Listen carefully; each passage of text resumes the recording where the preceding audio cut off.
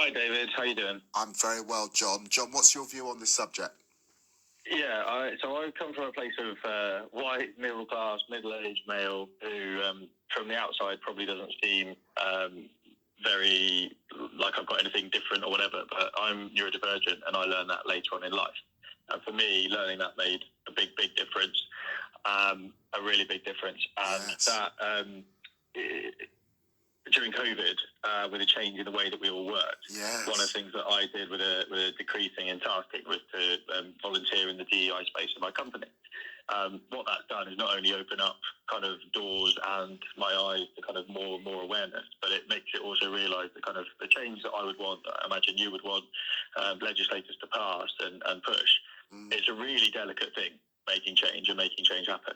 And I think, a big part of this has got to start from awareness, because a phrase I'm sure you'll have heard, but maybe not all the listeners will have heard, is if you've had privilege your whole life, then equity or equality, whichever, feels like oppression. And it's a really tough one. People need to stop and really think about that. Anything where you benefited, the Scottish guy from earlier, he may not feel like he's had a privileged life. Yes. But as you, I'm sure, David, will be able to attest in personal experiences, there's an awful lot of people in this country that still don't get every bit of fairness that they deserve. And that's at job applications, that's at names on CVs, that's in a shopping centre, that is forgiveness in road rage. I imagine some people get, entirely different reactions to others.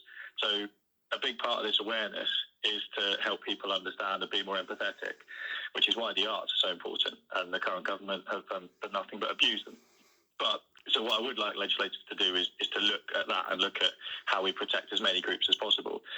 For the kind of argument some people are making about it goes too far and why are we doing this and all that kind of stuff, and it wastes time and all the rest of it.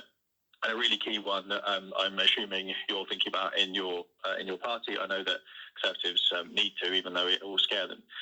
We want growth, and we want it out of nowhere, and we want it without having to pay for it.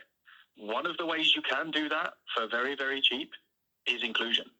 If you suddenly treat all the people you have better than you did yesterday, and the studies that different people have done, I'm partnered or I work with a UK-based charity. I don't know if you mind me mentioning them. No, not at all, John. So NeurodiversityInBusiness, you may have heard the name because they're being appointed a secretariat for an all-party parliamentary group. But they did some research last year. They're doing another one at the moment with Birkbeck in London.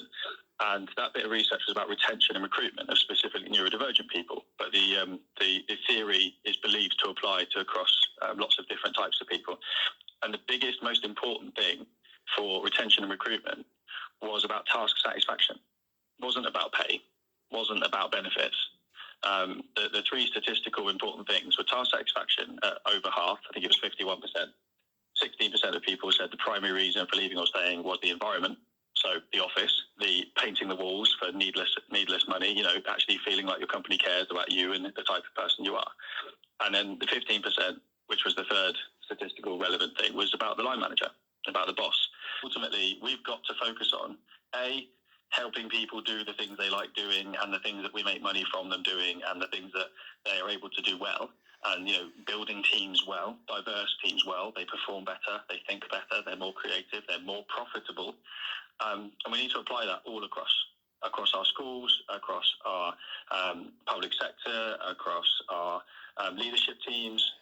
And what I really want you to do, David, is to find ways to legislate for that. And I'm here and I'm part of teams that are trying to work with you to do that.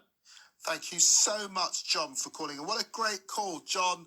Thank you. Bless you. One of my children is neurodiverse, which is why I let you speak for such a long time. It's really, really important, actually, to create the environment where people who are neurodiverse, and for those who don't understand what the term means, it means, what you would normally describe as being on the ASD, the autistic spectrum, particularly, or dyslexia, those sorts of things, dyspraxia, how we accommodate those many, many people in the environment.